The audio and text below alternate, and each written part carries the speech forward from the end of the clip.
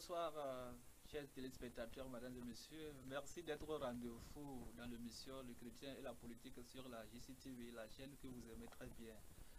Aujourd'hui, je suis sur ce plateau avec Dr Cyrus Badabati. Il est le président du parti des gouverneurs que vous connaissez très bien. Nous avons eu à échanger sur ce plateau.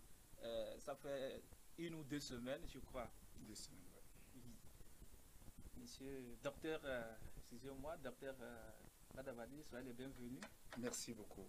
Je suis très heureux de vous recevoir sur ce plateau encore. C'est à moi de vous dire merci pour la confiance. Merci beaucoup. Je crois que vous aimez très bien la chaîne JCTV. Ah oui, c'est l'une des meilleures. Voilà. Je profite pour vous dire que l'émission que nous avons eu à faire précédemment, je crois, les téléspectateurs ont apprécié votre passage. Et il y en a même qui ont demandé si vous pouvez encore passer pour les édifier, ça leur ferait plaisir. Et aujourd'hui, vous voici encore dans l'émission Le chrétien et la politique. Merci beaucoup. Merci, merci infiniment. C'est la grâce de Dieu. Merci. Merci. Et sans plus tarder, je crois que nous allons rentrer dans le débat comme ça. Et comment votre parti, le parti des gouverneurs, comment il se porte? Ah oui, le parti des gouverneurs se porte à merveille. Et Dieu faisant aussi, nous sommes presque à la fin des constructions de dossiers. Et la fois dernière, je vous disais qu'on a déjà réuni une vingtaine. Oui. Alors nous parlons, on a presque bouclé les 26 préfectures. Les 26 préfectures. Oui, félicitations. Au-delà. Oui. Donc, s'il peut être à Dieu dans les semaines à venir, nous allons effectuer légalement le dépôt au ministère de la direction territoriale. Je vais dire que les choses avancent beaucoup. D'accord. Oui, oui, oui. D'accord. Et maintenant, je crois que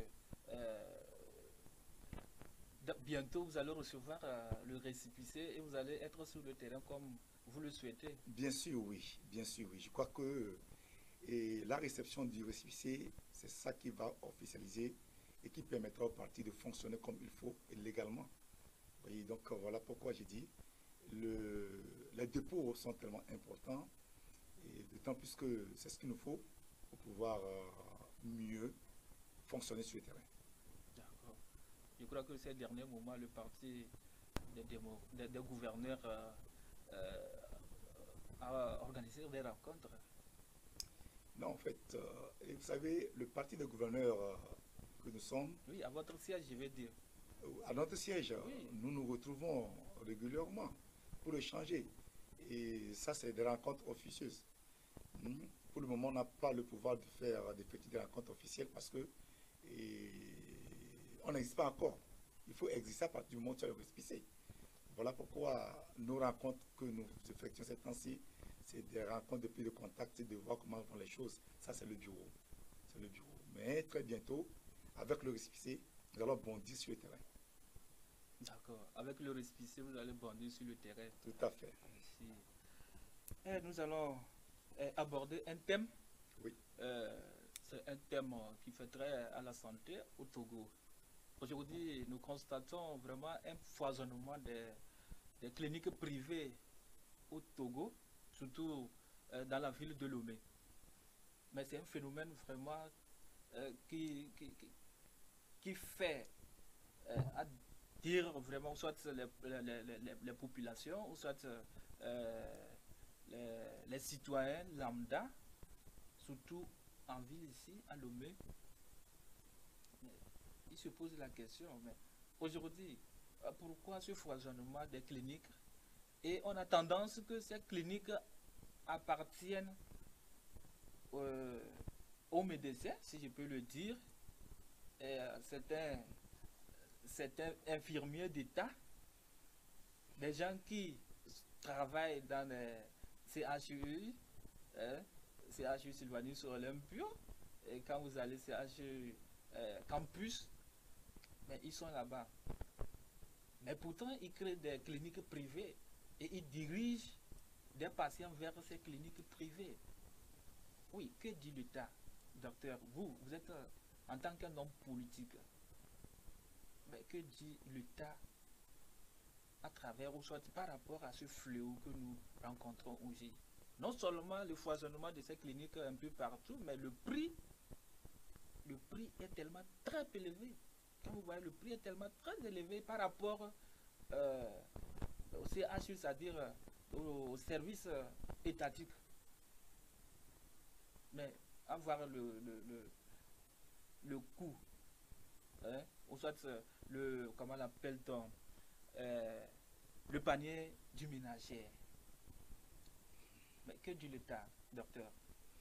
Justement, vous savez, en ce qui concerne ce problème de clinique au Togo, voilà pourquoi je dis, le développement d'un pays, c'est d'abord l'éducation et la santé. Oui.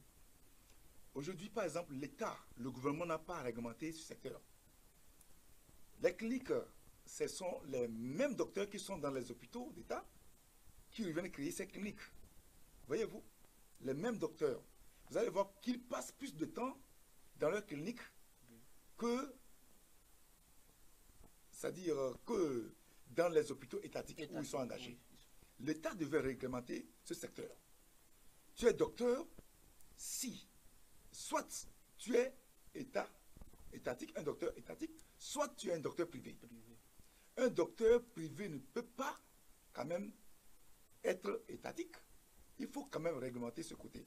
Vous allez voir que le même docteur qui est à Tocoin ou au campus, il a plus de 2-3 cliniques où il sillonne. Il passe tout ce temps dans ces cliniques et le peu de temps qu'il passe dans l'hôpital d'État, c'est de dévier les patients vers ces cliniques. Bon, si vous le permettez, permettez-moi. Oui. Ces cliniques, est-ce que elles ont des récépissés? Si elles ont des récépissés, qui les octroie ces récépissés? Oui, c'est ça. En temps réel, oui. Bon, ces cliniques, c'est le ministre de la Santé lui-même qui devait quand même faire face à cela. Oui. Si c'est lui qui octroie ces récépissés, c'est une grosse erreur. Il va falloir qu'ils essaient de réfléchir autrement. Parce qu'un docteur d'État, moi, quand ça en tient qu'à moi, un docteur d'État n'a pas le droit d'avoir une clinique. Et un docteur privé n'a pas le droit aussi d'intervenir dans un hôpital d'État. Il faut qu'on réglemente ce côté. Les mêmes docteurs d'État créent des cliniques, ils dévient les patients dans leur clinique, les patients vont payer cher et ils sont mieux traités. Voyez-vous, ils sont mieux traités aux cliniques par les mêmes docteurs. Mais quand vous allez voir les mêmes docteurs dans leur service d'État, ils vous reçoivent comme quoi, et puis vous comprenez, vous êtes mieux, vous êtes moins satisfait. Mais quand tu te rends dans une clinique, tu es bien accueilli, ils mettent à ta disposition, mais tu paies cher. Souvent, quand un patient arrive et qu'il voit que non, le temps même du patient, ça ne va pas, on lui dit quoi? Souvent, c'est ce que nous on a appris selon les informations. On lui dit non, tu sais, il faut aller dans telle clinique, va dans telle clinique. Sachant que c'est sa clinique qu'il est en train d'indiquer le patient. Oui. D'aller dans telle clinique. Dans telle clinique. Et quand maintenant, un jour, un patient, si vous le permettez, un patient nous a raconté comme ça qu'il est arrivé dans un hôpital étatique où on lui a administré les soins, mais ça ne va pas, la santé n'allait pas. Et le docteur lui a indiqué une clinique privée où il est allé, à sa grande surprise, c'est le même docteur qui le retrouve encore là-bas. Voilà. Ça se passe.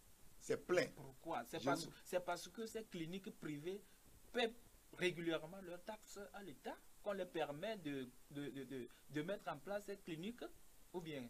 Mais excusez, même si ces cliniques privées paient régulièrement leurs taxes à l'État, vous ne trouvez pas que c'est un peu gauche qu'un docteur d'État dévie les patients vers ces cliniques pour qu'ils aillent payer cher pour être mieux traités? Et secondo aussi, les mêmes docteurs d'État là qui créent les cliniques là, je vous assure, le matériel de l'État n'est pas en sécurité. Hein.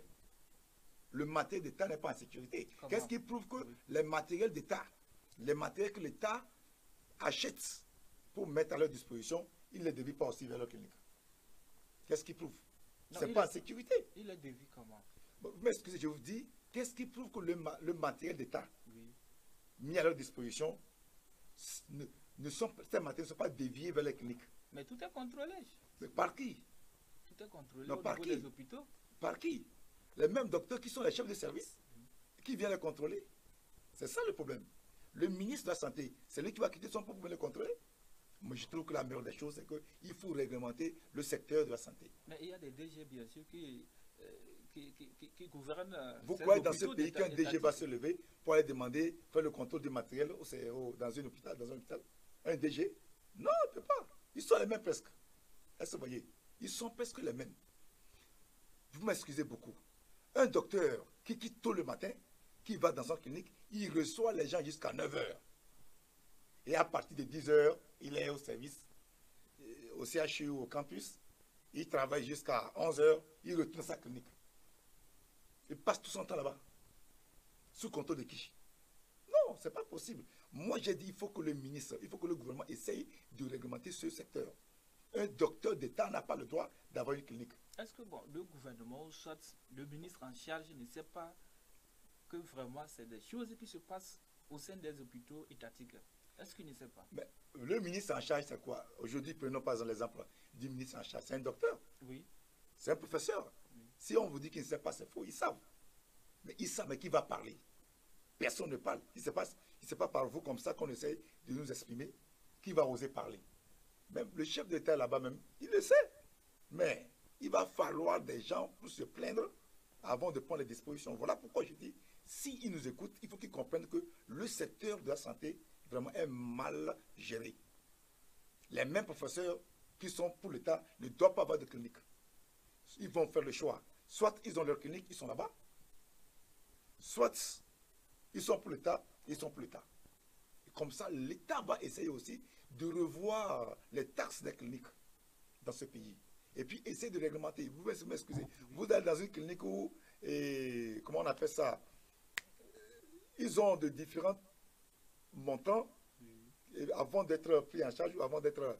Les frais de consultation. Les frais de consultation. Quelqu'un qui fixe 10 000 frais de consultation, 15 000, l'État n'a qu'à essayer de réglementer ça. Les frais de consultation ne doivent pas dépasser tel montant pour les cliniques. Et c'est clair. Les gens fixent leurs frais de consultation comme ils veulent. C'est parce qu'ils font de bons boulots. Ils font de bons boulots dans leur clinique et de mauvais boulots dans les services d'État. C'est parce que ils ne sont pas bien payés, si je comprends. S'ils sont bien payés... Vous me rejoignez maintenant. S'ils sont bien payés, mais à quoi bon de créer ou bien de mettre une clinique privée et maintenant les soins sont à un prix élevé? Vous trouvez maintenant que c'est parce qu'ils ne sont pas bien payés? Non, je vous pose la question. Bon, peut-être c'est parce qu'ils ne sont pas bien payés. Bon. Jusque-là, qu'ils soient bien payés ou pas, je crois qu'au Togo, personne n'est bien payé. Au Togo, personne n'est bien payé. En matière de salaire, tout le monde se plaint. Mais il faut qu'on essaie de réglementer ce côté pour que désormais un docteur d'État soit pour l'État. Et à tout moment, on sait qu'il est pour l'État. Un docteur privé, on sait qu'il est privé. Et qu'on essaie de réglementer les frais de consultation comme les frais d'hospitalisation. Voyez-vous? Comme ça, vous allez voir que le citoyen lambda serait en sécurité. La sécurité sanitaire serait garantie. De deux aussi, le matériel d'État serait garanti. Bon, mais vous m'excusez, je donne un exemple banal. Prenons un peu le cas du scanner. Vous croyez que je vais être un professeur aujourd'hui et ayant mon scanner dans mon hôpital, et l'État achète un scanner, je trouve qu'avec le scanner de l'État, mon scanner ne serait en jeu parce que l'État va peut-être fixer les prix moins chers pour me casser. Je ferai tout possible mettre en cause le scanner de l'État pour que les gens viennent chez moi faire le scanner. Ça, c'est normal. Ça, c'est ce qui se passe d'ailleurs. Ce n'est pas possible. Il faut que l'État prenne ses dispositions. Tu es un docteur, un professeur d'État, tu es là pour l'État. Tu es privé, tu es là au privé et chacun fait face. Mais si l'État trouve qu'un professeur ou un docteur privé a une compétence qu'il faut qu'il intervienne dans un hôpital étatique, là, il faut qu'il y ait un contrat. Il va, il intervient, on sait qu'il est venu spécialement pour l'intervention et puis il repart.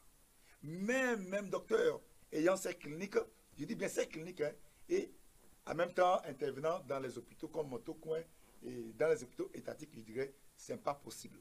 C'est ce qui va nous créer et c'est ce qui nous crée des problèmes aujourd'hui. Il va falloir que l'État essaye de voir ce côté.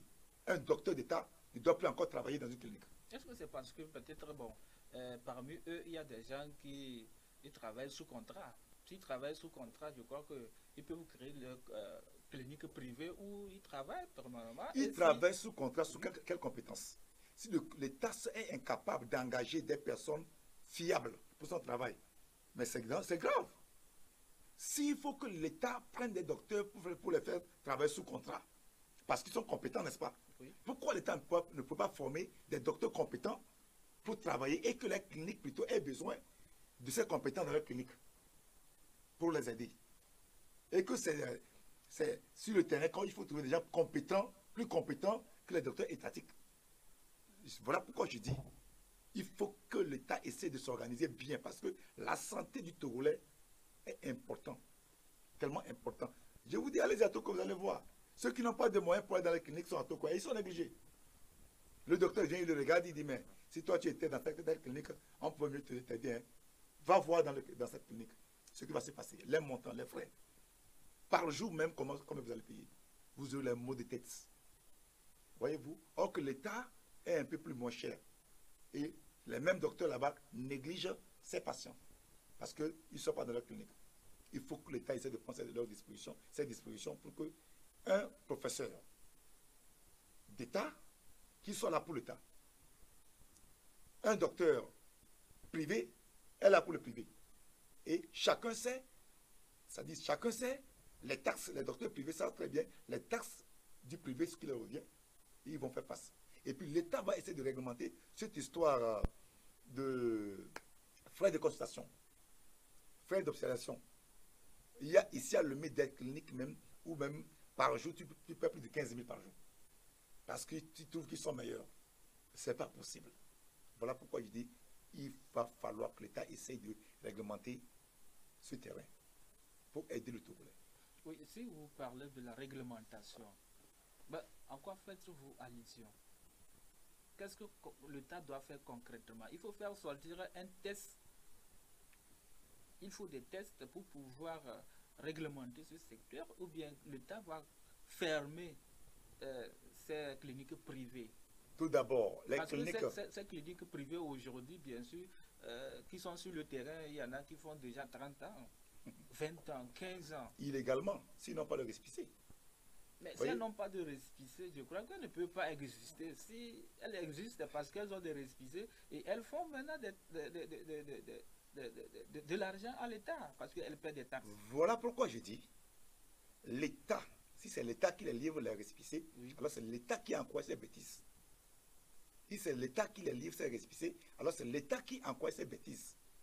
Il va falloir que l'État essaye de réglementer en quoi faisant, en écrivant des tests et en donnant un délai à tous les docteurs qui ont leur clinique de faire leur choix.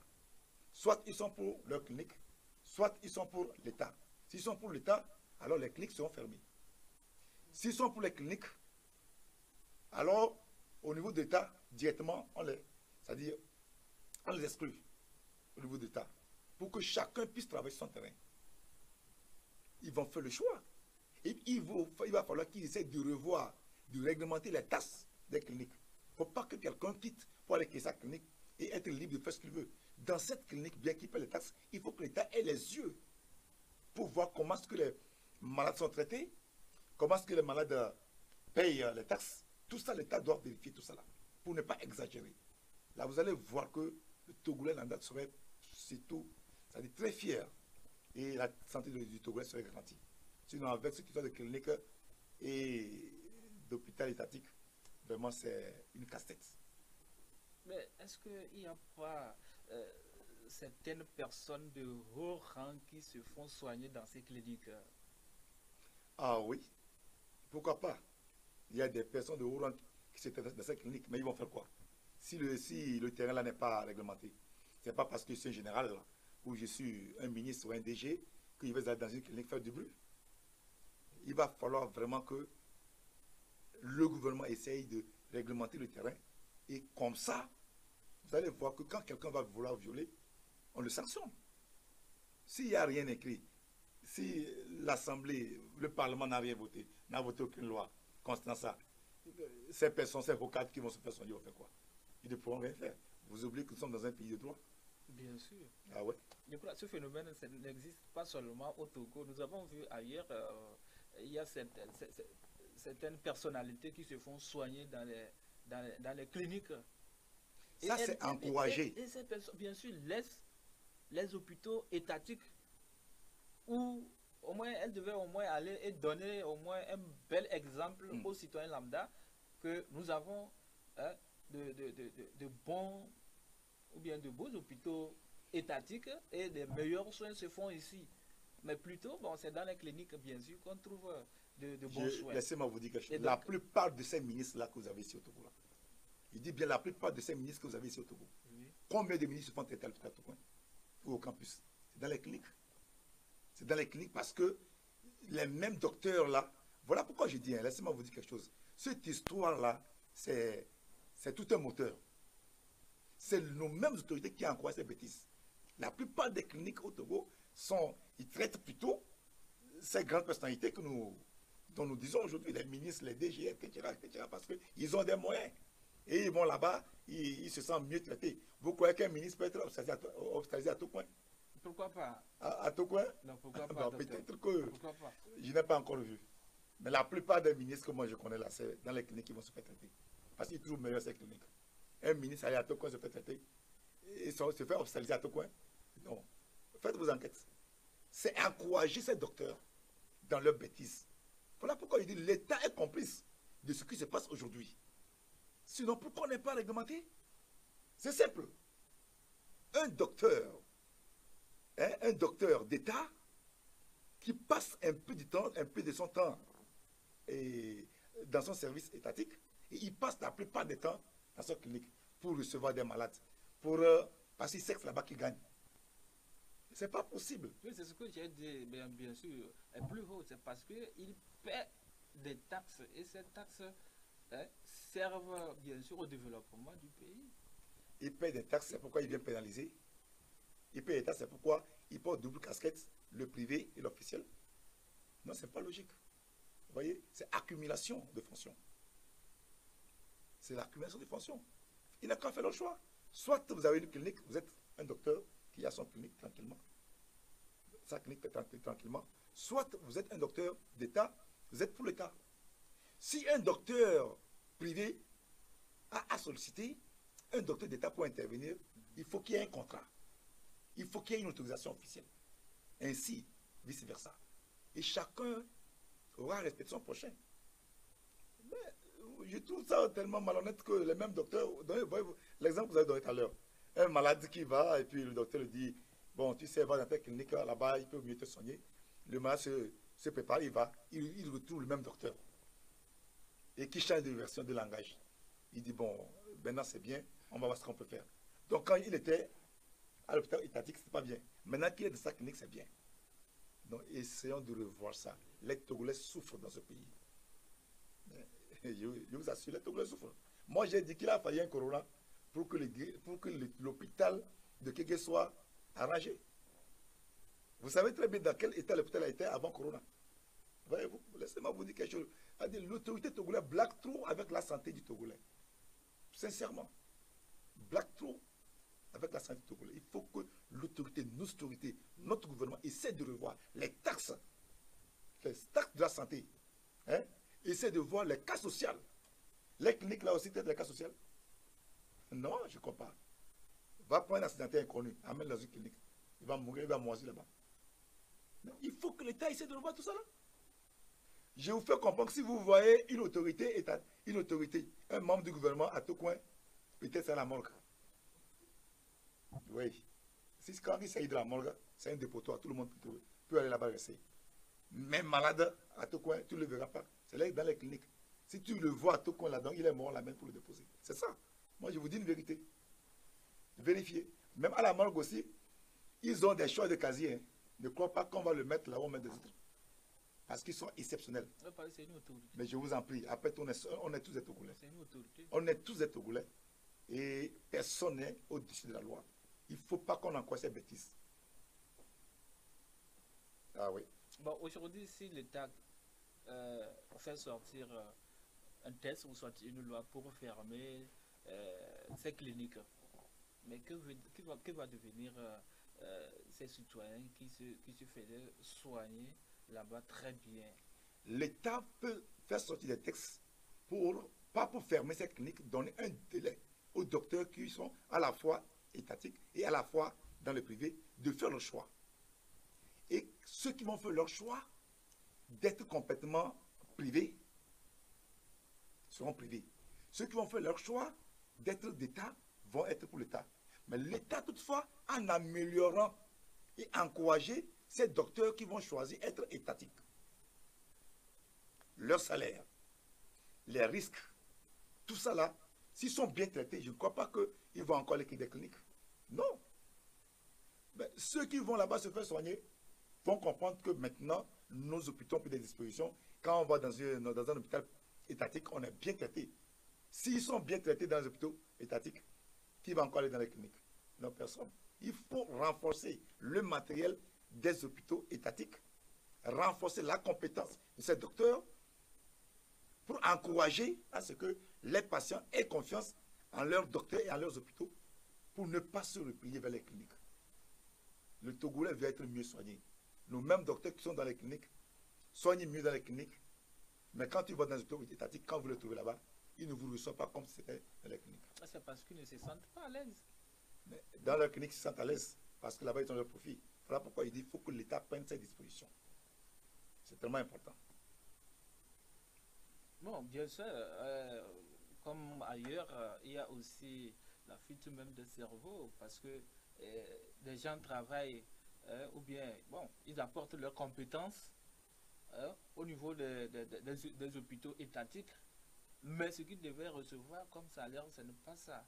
Mais ils sont obligés de quitter le pays et aller à l'extérieur pour faire leurs prestations là-bas. Donc, je veux parler de l'Occident. Donc, on a assez de docteurs, des têtes, bien sûr, qui fument dans les pays pour... mais si ces gens-là pouvaient créer leur clinique privée, est-ce qu'ils ne pouvaient pas servir de citoyens lambda? Mais c'est encore plus mieux. Si ces gens-là vont être au pays et créer leur clinique privée, et rester dans leur privé, ne pas appartenir et le privé et l'État. C'est ce que nous voulons.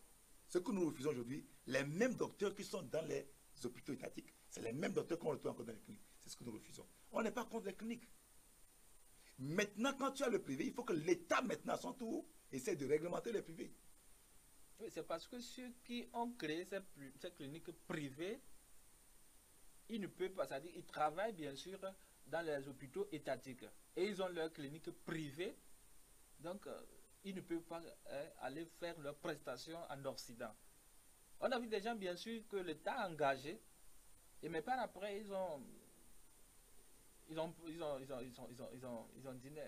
Ils ont laissé quand même la clé sur la paillote, ils sont partis en Occident pour faire leurs prestations, ils sont bien payés là-bas. Voilà pourquoi j'ai dit... Mais si c'est que ces docteurs-là travaillaient bien sûr dans l'hôpital étatique ou soit dans les hôpitaux étatiques et il a sa clinique, est-ce qu'il pouvait, il ne peut pas quand même aller en Occident. Donc ça serait c'est-à-dire une fuite de cerveau que l'État ou soit le gouvernement a perdu.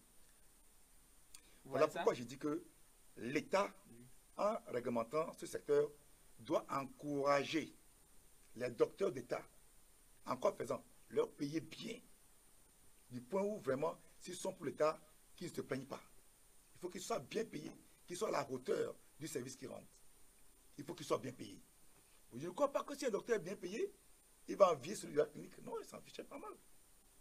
Et puis, secondo aussi, vous allez voir que s'ils sont bien payés, bien traités, bien formés, les docteurs des cliniques même vont vouloir besoin des docteurs d'État pour intervenir dans leur clinique. Voilà pourquoi il dit, quand c'est comme ça, il va falloir un contrat.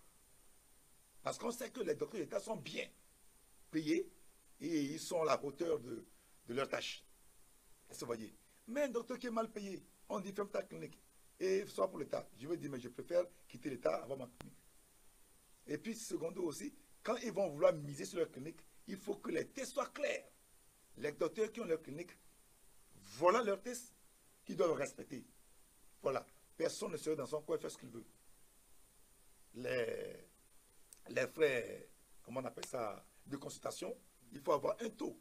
Ça ne dépasse pas. Ainsi que les frais d'hospitalisation. Quand vous êtes hospitalisé, il faut qu'il y ait un frais qui ne doit pas dépasser tel montant. Et puis c'est normal, réglementer ce secteur. Ce serait beaucoup intéressant. Et puis il y a aussi un autre fléau. Parfois quand vous allez dans un hôpital étatique, je veux dire, tout coin par exemple, où on prescrit beaucoup de produits pour un malade, tout de suite on met les produits à disposition des infirmiers. Tout à l'heure, vous allez voir que les produits sont finis. On ne sait pas où ça passé. Et après tout maintenant... Mais ces produits, ça va où? C'est la question. Après tout maintenant, quand on prescrit un produit, on dit, mais on a ça à notre niveau, si tu veux. Il faut que l'État combatte ça. Non.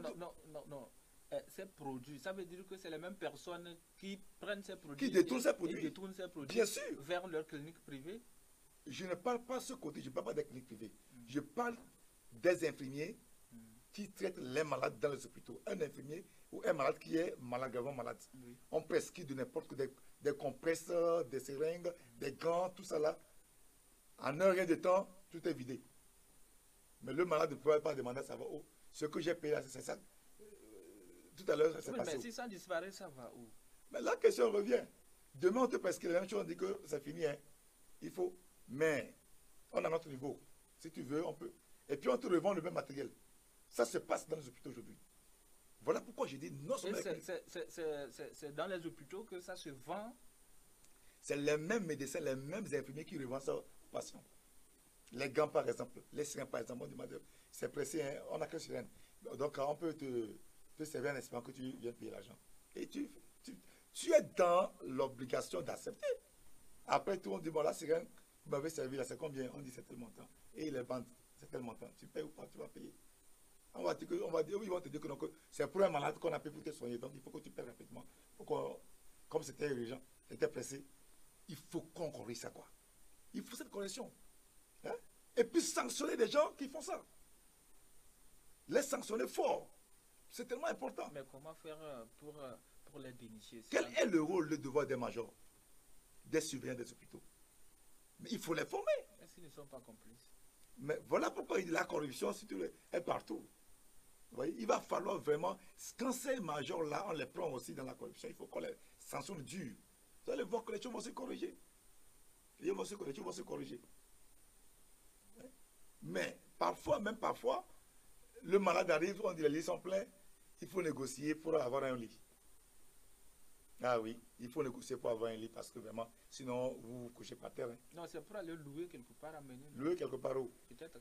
Bon, mon ami, peut-être que quand tu dis, mais aidez-moi, vraiment mon malade pète par terre, tu glisses seulement 5 000, 10 000 francs au médecin. Tout à l'heure, tu trouves un bon lit. Oui, il a loué ça ailleurs. Louer ça ailleurs où? Il y a des lits là-bas, il sait qui déplacer et puis il te fait coucher là-bas tranquillement. Et puis tu suis bien ton soin. Plus tu as les moyens, plus tu es bien soigné. Plus tu n'as pas de moyens, plus tu es mal soigné. Voilà pourquoi il dit, à part les plans de clinique là, il y a aussi ce problème de soins dans nos hôpitaux.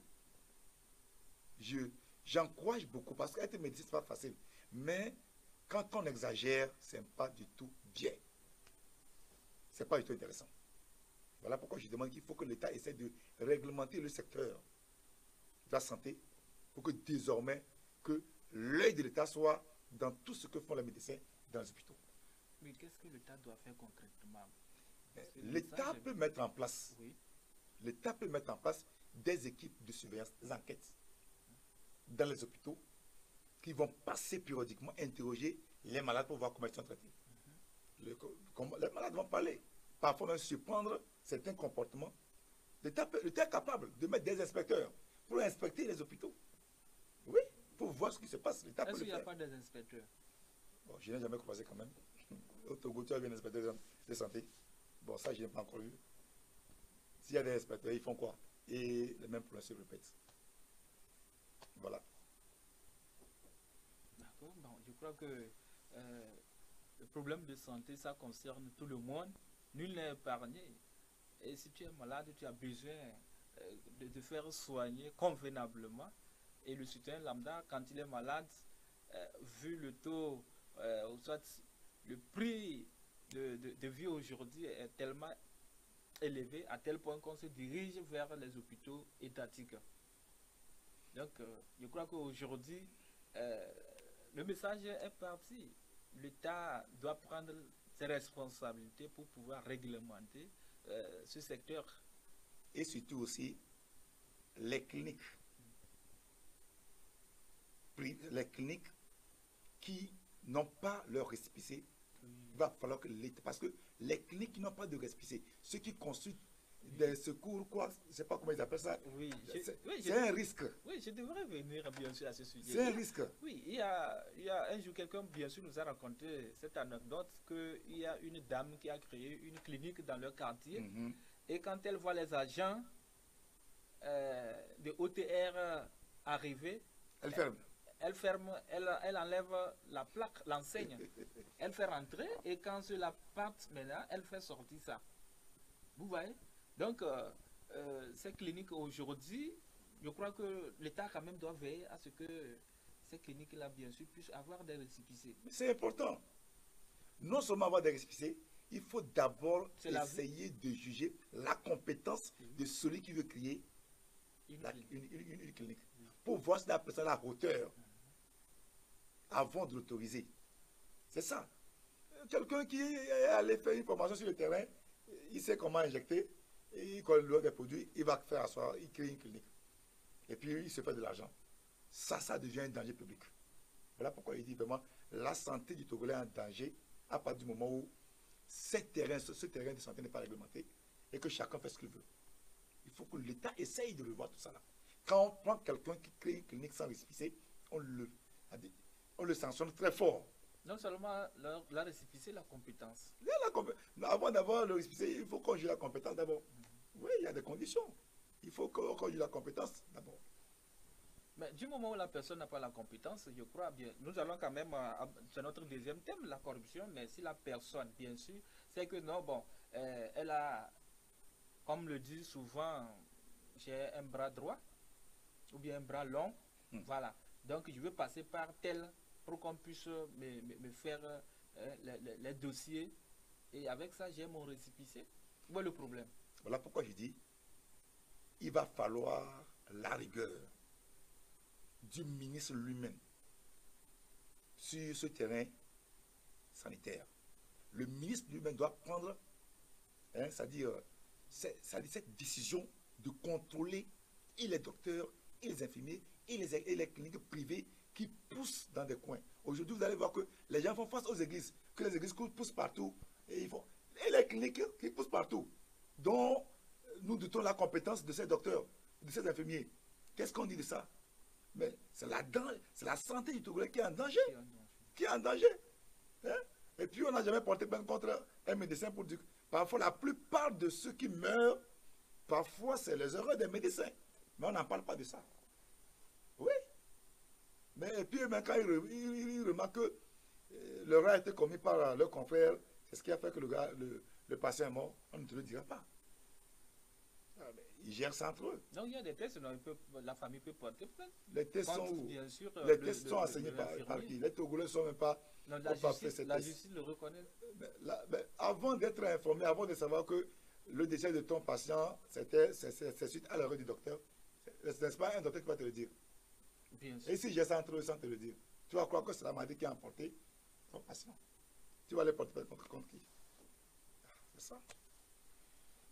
D'accord, docteur, je crois que sur le volet santé, le message est passé. Le ministre, soit le gouvernement, est en train de nous écouter. Donc, il va falloir que le gouvernement puisse mettre des moyens, si je veux dire des moyens, c'est-à-dire il faut assainir le secteur sanitaire. Parce qu'aujourd'hui, il y en a même qui meurent, mais c'est par faute de la compétence du médecin ou soit du docteur en question. Et désormais, oui, les ministres, les DG, tous, il faut qu'ils aillent se faire traiter à tout coin, au campus, pour vivre les mêmes problèmes que vivent les Togolais. Il ne faut pas qu'ils encouragent ces cliniques-là en allant se faire soigner là-bas. Si moi, je suis à la place du gouvernement, cette décision serait prise. Quand tu as une autorité, il faut que tu ailles faire confiance à l'État. Mais aller se faire soigner dans une clinique, c'est manquer confiance à l'État. Alors que tu fais partie de l'État. Oui, vous, docteur,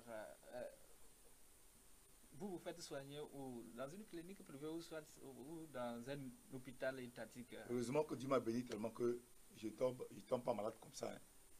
Je tombe malade rarement. Oui. Et puis, quand je tombe malade, peut-être c'est un petit palu. Je vais tranquillement à tout coin. Ou au campus pour me faire soigner. Je parle, les gens m'écoutent, c'est un docteur. Donc vous vous faites soigner à Tocoin et au campus. Bien sûr. Soit à Tocoin, soit au campus. Bon, puis c'est ça quoi. Parce que je fais confiance au docteur d'État. Mais j'ai des collaborateurs qui vivent les conséquences des cliniques. J'apprends, j'ai vécu. J'ai vécu. J'avais ma fille qui était indisposée, qui était malade. On m'a dit non, il faut aller voir tel docteur dans tel coin, c'est lui qui peut faire ça. Mais je suis arrivé, j'étais surpris de voir que le docteur là, qu'il a reçu, il avait un bureau au campus. Il m'avait mieux reçu dans sa clinique que le campus. J'étais surpris. Voyez-vous? D'accord. Nous allons aborder le deuxième thème qui va nous parler de la corruption. La corruption, c'est un fléau, bien sûr, qui gangrène aujourd'hui presque tous les pays et surtout l'économie de tous les pays. Et ce soir, nous avons jugé bon d'en débattre. Le docteur va nous donner quelques éléments sur lesquels la corruption aujourd'hui constitue un frein pour le développement de tous les pays. Si je dis un frein qui parle de frein pour le développement, parle de la pauvreté. D'accord? Donc, docteur, le Togo, on a mis en place la haute autorité de prévention et de lutte contre la corruption et les infractions assimilées à APLUSIA depuis 2017. Donc, cette institution lutte contre la corruption au Togo. Ben, bon, jusqu'au jour d'aujourd'hui, on a tendance que la corruption, c'est comme ça continue et personne ne dit rien. On n'a jamais mis la main sur quelqu'un, mais pourquoi? Vous savez, il ne faut pas qu'on se flatte dans ce pays. Cette commission APLUSIA qu'ils ont mis en place là, elle est contrôlée par qui? Depuis que cette commission APLUSIA a été mise en place, combien de fois ils ont fait des conférences de presse pour prouver au peuple qu'ils sont en train de travailler sérieusement sur la corruption? Moi, je vais dire même ici que le chef d'État lui-même encourage la corruption. Dans quel sens? Mais vous m'excusez, il n'y a pas quelques années, il a dit que c'est une minorité qui s'accapare des biens du peuple. C'est en 2013. Voilà. Depuis là, les Togolais sont restés pour voir cette minorité qui s'accapare des biens du peuple, qu'on mette la main sur eux et qu'on les connaisse. Ils sont où? Mais s'il y a une minorité qui s'accapare des biens du peuple, il faut vraiment qu'on mette la main sur cette minorité et que le peuple sache que vraiment qu'on est en train de travailler dur sur la corruption. Quand on s'accapare des biens du peuple, c'est la corruption, c'est le vol. C'est ceux-là que moi j'appelle des voleurs qualifiés. Voyez-vous? Ce n'est pas des petits voleurs qui sont en prison, qu'on va dire que c'est les vrais voleurs, ils sont dans les banques, ils sont au Parlement, ils sont à de grands postes. On ne les touche pas. Expliquez-moi, vous êtes journaliste. Cette minorité qui s'accapare des biens du peuple là, peut-être que vous avez eu une conférence de presse, on vous a présenté des gens d'État qui ont été arrêtés parce qu'ils s'accaparaient du bien du peuple. Non. Sinon, alors où est alors cette minorité? Ce qui veut dire qu'ils sont encore là, à leur poste. Et ils continuent toujours. Et vous croyez que c'est cette commission-là qu'ils ont mis en place qui va faire quoi? Non, elle travaille. Elle travaille encore en faisant. Elle travaille chaque jour. Donnez-nous les fruits de leur travail. Les fruits. Voilà pourquoi quand on fait un travail, il faut tenir des conférences de presse pour communiquer. Faire un rapport, un compte rendu, pour que les gens sachent qu'il y a un numéro vert. Oui, il y a un numéro vert, bon, bien sûr que depuis là jusqu'à présent, 82, 77. APLUSIA a fait comme une conférence de presse pour vous annoncer que, bon, ok, au cours du mois de janvier jusqu'au mois de juin, la commission a travaillé, on a mis la main sur tel, qui ont fait. Il n'y en a pas eu. Bon, peut-être qu'il y a des dossiers qui sont en train d'être traités. Mais vous allez dire que. Parce que c'est tout un depuis processus. 2016 qu'ils ont été mis en place. Ou 17. Oui, 2017. Oui, qu'ils ont été mis en place. Nous sommes en 2020. 2021. Il y a combien d'années? 4 ans. En 4 ans, ils sont en train de travailler avec le dossier. Ah, mais ça prend du temps, peut-être. Ah bon? Donc ça peut prendre 10 ans. C'est tout un processus. Non, vous savez, laissons cette comédie. Soyons réalistes, soyons clairs. Et vous faire comprendre qu'il va falloir que le chef d'État lui-même prenne son bâton de pèlerin son bâton de commandement pour mettre fin à la corruption dans ce pays. Sinon, le terrain de la corruption va de mal en pire. J'ai commencé en disant que quoi? Sa phrase qu'il a prononcée, que c'est une minorité qui s'accapare des biens du peuple. Jusqu'à d'aujourd'hui, cette minorité, il faut qu'on la retrouve. Il faut qu'on prenne des gens pour nous prouver que vraiment tel et tel ont été sautés de leur poste parce qu'ils ont tenté de s'accaparer des biens du peuple. Et puis, les Togolais auront confiance. Et quand quelqu'un va vouloir corrompre, il aura peur. Parce que si on me prend ici, je perds mon poste. Et chacun va bien travailler. À partir du moment où il n'y a pas de sanctions, on parle seulement, on met des commissions en place et il n'y a pas de sanctions, même la corruption est dans la rue. Vous trouvez même les policiers, les gendarmes dans la rue en train de vérifier, pourvu que tu glisses, on appelle ça comment? C'est la corruption qui continue. On les fait quoi? Il n'y a pas d'expression. La corruption, elle existe un peu partout, même dans les églises. Bien sûr, c'est ce que je dis. Mais il va falloir que quoi? Il va falloir que l'État, le chef d'État même, commence cette correction depuis le haut lieu. Depuis les rangs d'autorité qu'ils sont. Pour aller en guerre contre ce système. Vous allez voir que les gens auront peur. Les gens auront peur. Tu vas aller dans un service maintenant pour qu'on te fasse un dossier. Le dossier que tu peux prendre en 24 heures ou à 112 heures, puisque tu n'as rien glissé, tu vas faire un mois, tu n'as pas encore ce dossier. Après tout, quelqu'un te dit, mais ton dossier traîne trop, est-ce que tu as donné quelque chose? Mais pas fais quelque chose, non. D'autres même disent que si tu ne mets pas caillou sur le dossier va s'envoler. C'est quoi le caillou? C'est la corruption. Il faudrait qu'on combatte ça, quoi. C'est ça le problème. Est-ce que, bon, les citoyens ne sont pas complices d'une part? Mais les citoyens sont complices. Vous voulez qu'ils fassent quoi? Je viens chez toi pour un dossier et je trouve que si je ne donne pas quelque chose, mon dossier ne serait pas fait.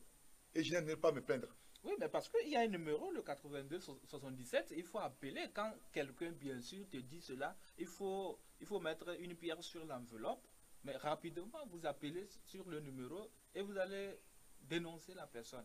Ceux qui ont appelé depuis 2017 là. Parce que les clients, ou soit bien sûr le citoyen lambda, ne veut pas peut-être dénoncer ces corrupteurs. Mon frère, tu penses que moi je vais appeler un numéro privé à partir du moment où je sens que la corruption n'est pas pénalisée? J'appelle ce numéro privé, ça me servir à quoi? Il va falloir qu'on pénalise des gens. Comme ça va encourager aussi ceux qui sont corrompus que, si j'appelle ce numéro, quelque chose va se passer. Mais qui doit les dénoncer avant qu'on ne les pénalise? Mais cette minorité qui s'accapare du bien du peuple, comment ils ont fini? Si on l'a dit, c'est parce que ça existe. Si depuis la tête, depuis le haut lieu, il n'y a rien eu, qu'est-ce que l'homme de la rue peut faire? Non, mais excusez, soyons réalistes.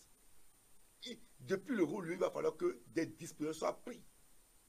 Des dispositions soient prises pour pouvoir mettre de l'ordre. Comme ça va encourager même l'homme de la rue. C'est que si je vais ici, ça ne va pas, j'appelle le haut lieu, ça va chauffer. Mais, depuis le haut lieu, on trouve que même les chefs sont dedans. Et les enfants vont faire quoi? Ça va continuer. Il ne faut pas qu'on se trompe. Bon, si le chef de l'État a dit que c'est une minorité qui s'accapare des biens du pays, oui.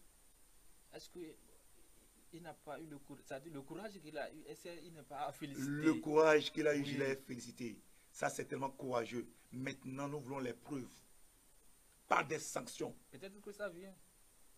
Depuis 2016 ou 2017 2016. 2013. 13. Oui. 13. 2021. Alors, combien d'années? M'excusez, soyons quand même clairs. Ne nous cachons pas, ne nous voilons pas la face. Il faut que les sanctions tombent et qu'on sache que ce que le chef de l'État avait prononcé, vraiment, voilà les preuves. On a arrêté telle personne dans tel service parce qu'il a tenté de faire du chaos. On a pris telle personne parce que sur son compte, il y a eu un montant qui est rentré. Et puis comme ça, le peuple comprendra que vraiment, cette minorité est en train d'être dénichée. Il n'y a pas ça. Et vous croyez que la corruption va finir dans ce pays? C'est pourquoi la APLUSIA existe. La Mon frère, la APLUSIA va le contrôler, les ministres. Pourquoi pas? En quoi faisant? Ils vont aller contrôler les DG, les gens d'OTR, pourquoi pas? Mon ami, laisse-moi te faire comprendre quelque chose. La APLUSIA en question là, demande-toi à savoir si eux-mêmes ne sont pas corrompus. Mais, tu viens me voir, la APLUSIA, il dit, mais chef, mais tu sais à qui mieux, hein? Il te dit quelque chose, tu prends, tu pars. Laisse-moi, c'est pourquoi je dis. Vous leur avez déjà corrompu? Je ne dis qui c'est. Je ne précise pas, il dit qui c'est. Parce qu'aujourd'hui, dans cette histoire de corruption, tout le monde veut sa part. Et voilà, parce qu'il n'y a pas de sanction. S'il n'y a pas de sanction jusqu'aujourd'hui, c'est que quelqu'un protège l'autre. Et ils se protègent entre eux. Et c'est le peuple qui est flatté. Oui, c'est le peuple qui est flatté. Le chef d'État peut le faire. Alors nous parlons, s'il se met à contrôler, à mettre des inspecteurs au sein de l'OTE, au sein des finances, dans tous les coins, essayer de sanctionner ceux-là qui doivent, ceux-là qui volent, vous allez voir que les gens auront peur. Même le simple policier de la rue, quand tu lui donnes même 500 francs, il va dire, hey, ne me crée pas de problème. Aujourd'hui, ils sont fiers de le prendre, parce que tu vas parler. Je dis ça à l'inflation, bien sûr. Mais entre nous, aide-moi, je te glisse. Tu prends. Et puis moi, je m'en vais. Et je reste toujours en inflation. Est-ce que ce n'est pas parce que les conditions de vie, soit le salaire, qui laissent que ceux-là se tombent dans ce Vous fléau? revenez toujours sur cette histoire de salaire. Oui. Voilà pourquoi je dis, dans un pays où le salaire du sol n'est pas augmenté, mais les taxes s'augmentent de jour en jour. Mais c'est dommage. Dans un pays où le salaire du citoyen, du fonctionnaire n'est pas augmenté, mais l'État passe par tous les moyens pour créer des taxes. Comment est-ce que les gens peuvent vivre? C'est ça le problème aujourd'hui. Non, l'État vit des taxes. L'État vit des taxes, mais C'est avant les de... citoyens qui font J'avais vivre toujours dit l'État. ça. Avant que l'État ne vive des taxes, Oui. l'État va donner une bonne situation aux citoyens pour que les citoyens reviennent à leur tour payer leurs taxes. Mais si le citoyen, par exemple, qui ne gagne absolument rien, on lui demande de payer les taxes, c'est vraiment le compliquer la vie. Il faut que l'État aide la population à mieux l'aider. C'est tellement important. La fois passée, il a dit, de jour en jour, il y a les taxes qui se créent, de jour en jour. Tout récemment, il y a encore de vos taxes que, quoi sur moteur, on doit payer à l'OTR. Hein? Les taxes là, c'est bien, on n'a pas refusé. Mais qu'est-ce que l'État fait pour aider la population à payer ces taxes? Je paie ma location, je paie de l'eau, je paie l'électricité. Je reviens payer les taxes. Combien va me revenir là? Mais excusez, on ne peut jamais battre un enfant et l'empêcher de pleurer. Donc, s'il advenait que le parti des gouverneurs prenait le pouvoir ou soit le pouvoir, est-ce que vous allez supprimer les taxes? Mais excusez, le parti des gouverneurs, aujourd'hui, nous disons que quoi? Nous voulons que les biens du pays, que les biens du peuple, que le peuple bénéficie de ses propres biens. Et le parti des gouverneurs, nous voulons l'alternance. Il ne faut pas que le pouvoir reste dans, m'excusez, dans un seul parti. Si le parti des gouverneurs vient et ils font leur temps, ils trouvent que bon, le peuple trouve que ils n'ont pas pu répondre à l'attente du peuple. Ils quittent, quelqu'un vient. Il ne faut pas toujours chercher à garder le pouvoir pour toujours. Non, il faut qu'il y ait l'alternance. Quelqu'un vient, il fait, il travaille un peu, il parle, l'autre vient, il travaille un peu. Vous allez voir que chacun à son tour va vouloir faire quelque chose de bon. Dans un pays, il n'y a pas d'alternance, c'est les problèmes là que nous allons vivre toujours. Le parti des gouverneurs ne veut pas venir au pouvoir pour s'accaparer du pouvoir et rester éternellement. Non, je fais mon mandat. Si c'est bien, on me renouvelle le mandat, c'est bien. Et puis, la Constitution est là pour réglementer. Quand je termine, je pars. Mais si le mandat est bien fait, on me renouvelle la confiance. Peut-être une fois sur la Constitution. Après, je ne vais pas. Je ne vais pas pour rester au pouvoir pour toujours. Non, non, non. Voilà pourquoi le parti des gouverneurs lutte pour l'alternance. Car le vrai développement passe par l'alternance. Je crois, pour lutter contre la corruption, peut-être il faut durer un peu. Au pouvoir. Oui, la corruption, bien sûr, c'est un fléau. Donc, pour lutter contre la corruption, je crois il faut faire un peu le temps, pouvoir passer de 5 ans, 10 ans. Ben, on ne peut pas, je crois, on ne peut pas dénicher les vrais corrupteurs. Il faut un peu de temps. Les pour pays lutter contre dont la le mandat est corruption. 4 ans, les pays dont le mandat est 4 ans, vous trouvez que les 4 ans renouvelables, une fois là, ils n'ont pas le temps de pouvoir faire leur travail? Mais en 4 ans, si tu commences un travail, le peuple trouve que tu as commencé un bon travail, le peuple peut te renouveler encore un mandat pour achever. Mais en 4 ans, si ton mandat n'a rien donné, le peuple te gomme. Il faut qu'ici, les vrais résultats des urnes soient respectés. C'est ça, c'est tout. Il ne faut pas rester pour dire que je suis là, je fais du bien. Le parti au pouvoir aujourd'hui, ils ont travaillé, c'est bon. Le parti de gouverneur n'est pas là pour les critiquer. Nous, on acclame ce qu'ils ont fait. C'est bien, mais il n'y a qu'à partir maintenant. que d'autres viennent, on va voir. Bon, restons dans le thème corruption. Vous, au niveau du parti des gouverneurs, Oui, pour le moment, vous n'avez pas encore eu votre récépissé pour oui. pouvoir être se lancer sur le terrain. Bon, euh, si d'ici demain, vous avez votre récépissé, qu'est-ce que vous allez faire pour pouvoir hein, euh, lutter ou bien pour pouvoir mettre fin, si je peux le dire ainsi, à la corruption aujourd'hui un peu partout, même dans les maisons, au marché, dans les églises, au niveau des institutions, un peu partout. Vous savez, le parti des gouverneurs aujourd'hui, avec son récépissé, n'a pas encore le pouvoir de pouvoir aller en guerre contre cette corruption. Donc, vous pouvez le faire parce que ce n'est pas le parti au pouvoir, soit le régime seul qui peut lutter contre la corruption. Le régime doit débuter pour que les partis puissent les aider.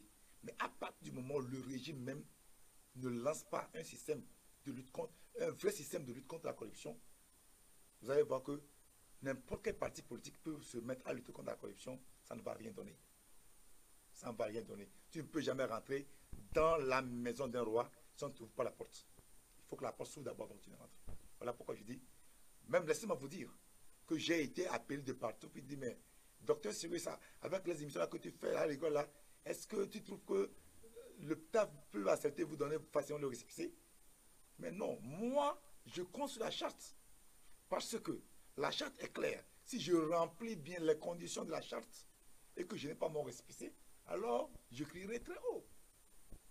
Voilà, puisque la charte est claire. Voilà pourquoi je dis, je n'ai pas peur de sortir pour parler. Parce que je sais que je vais me mettre sur la bonne voie sans problème. Est-ce que vous voyez? Voilà pourquoi je dis, nous espérons le récépissé et après tout, nous allons maintenant voir le reste. D'accord. Nous sommes en train de tirer vers la fin de l'émission comme ça. L'heure qui nous a imparti en train de s'égrener. Docteur Cyrus Badabadi, votre mot de la fin, afin de clôturer, qu'est-ce Oui. que vous avez comme mot de la fin? Mon mot de la cette fin, année? Oui. c'est de demander tous les Togolais de nous faire confiance. De faire confiance au parti des gouverneurs que nous sommes. Nous, représentants sur le terrain, il ne faut pas qu'ils s'inquiètent. Il faut qu'ils nous fassent confiance et ensemble, c'est nous tous qui allons unir nos forces pour réclamer un vrai changement dans ce pays. Parce que la force d'un peuple est plus puissante qu'une armée. Donc, je demande à nos représentants dans les préfectures, dans les régions, partout où ils sont, de continuer par sensibiliser. De ne pas, c'est-à-dire que les Togolais comprennent que ce n'est pas un déluge. Le changement va venir. Et ça viendra avec le parti des gouverneurs. Le changement parviendra dans ce pays car nous sommes un parti des croyants. Nous croyons que ce que nous visons, nous allons l'obtenir. Je vous remercie. Merci. Chers téléspectateurs, nous voici à la fin de cette émission. Je vous rappelle que j'étais sur ce plateau avec le docteur Cyrus Badabadi. Il est le président national du parti des gouverneurs. Merci à vous qui nous avez suivis. Docteur Cyrus Badabadi, merci d'être passé sur ce plateau. C'est à moi de vous remercier. Merci beaucoup. À très bientôt, que Dieu vous bénisse et à la prochaine.